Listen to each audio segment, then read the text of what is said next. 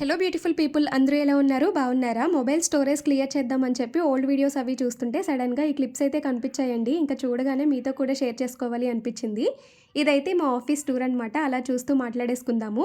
బేసికల్‌గా నేను corona batch అండి. నా ఎడ్యుకేషన్ కానీ, జాబ్ రావటం గానీ అన్నీ కరోనా టైంలోనే అయినాయి. సో, జాబ్ వచ్చిన తర్వాత కూడా నేను ఒక 2 ఇయర్స్ అయితే వర్క్ ఫ్రమ్ హోమ్ చేశాను. ఈ వర్క్ ఫ్రమ్ హోమ్ అంటే తెలిసిందే కదండీ! తినటం, పడుకోవడం, ఏదో వర్క్ చేసుకోవడం. మన కంఫర్ట్ జోన్‌లో మనం ఉండి చేసుకుంటాం కదా! మనకంత టెన్షన్స్ కానీ ఏం అనిపించేవి కాదు. ఇంకా నాకు ఒక ఫైన్ డే అనమాట ఒక మెయిల్ వచ్చింది. ఇంకో 1 వీక్‌లో మీరు ఆఫీస్‌కైతే అటెండ్ అవ్వాలి. వర్క్ ఫ్రమ్ ఆఫీస్ స్టార్ట్ చేస్తున్నాము అని చెప్పి. ఇంక అప్పుడు స్టార్ట్ అయిందనమాట నాకు భయాలు కానీ, టెన్షన్స్ కానీ అవన్నీ. నేను ఆప్ట్ చేసుకున్న లొకేషన్ భువనేశ్వర్. మాది శ్రీకాకుళం. సో, మాకది దగ్గరగా ఉంటుంది కదా అని భువనేశ్వర్ అయితే చూజ్ చేసుకున్నాను.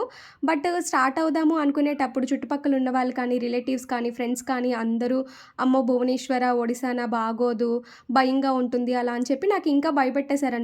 నేను చాలా భయాలతో ఫస్ట్ డే ఇక్కడికొచ్చింది ఇంకా స్టిల్ నాకు గుర్తుందనమాట.